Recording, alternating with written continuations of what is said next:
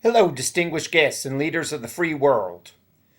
I am sorry that I cannot attend the free trade meeting for the exclusion of environmentalists and workers from free trade meetings. But Shelters Petroleum is in Tibet drilling for oil as we speak, and I'm sure you would understand. It is very exculpatory that we talk about free trade. What we need is to increase the exploitation of the world's workforce and open up free trade areas. We need to go deeper and darker into the unsettled lands of every continent to extract resources that the inhabitants are too stupid, and too lazy to exploit for themselves. The Indo-Indigenous of Peru need to learn that these resources belong to the governments in each nation and are fairly sold to us to exploit.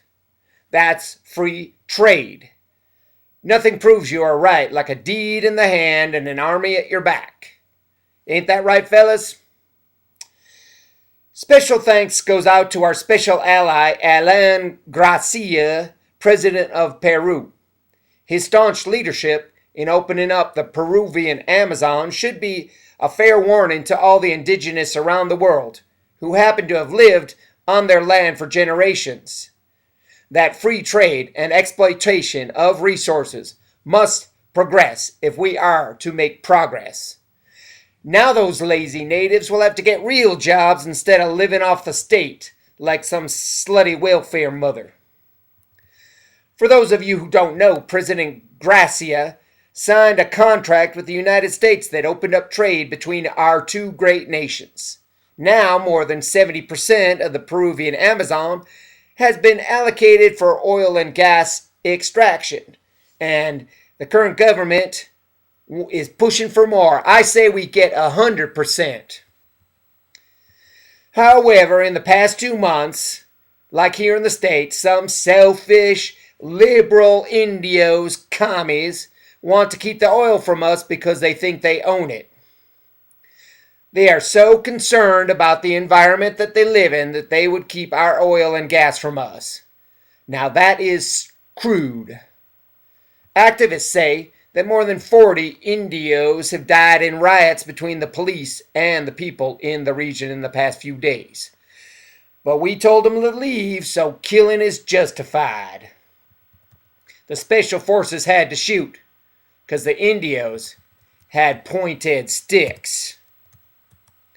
Thanks to President Garcia and, well, us in the United States, the Camisea project is the largest natural gas project ever undertaken in Peru, with royalties of $34 billion expected over the next 30 years. And that's just the beginning. Only 20 indigenous tribes will be affected, and they will be given the opportunity, as I said, to find real jobs. And besides, oil and gas are just as natural as trees, rivers, lakes, animals, and other flora and fauna. These hypocritical Indios don't want to protect the oil and gas. No, they want to hide it. They want to keep it rare. They don't want to protect this endangered natural entity. Hypocrites. Luckily, we will ride this through with just a few killings. We made it through the Nigerian crisis in the 1990s when their leader, Ken Saro-Wiwa, wanted to keep the Nigerian oil away from us. We just had him killed. We had him executed in 1995, and that spate of killing made Nigerian oil safe again, as the killing in Peru will make the Peruvian oil safe for us to use for the betterment of mankind. Free trade will lead us to prosperity from now and into the future. I'd like to thank you all for coming to the free trade meeting for the exclusion of workers and activists from free trade meetings.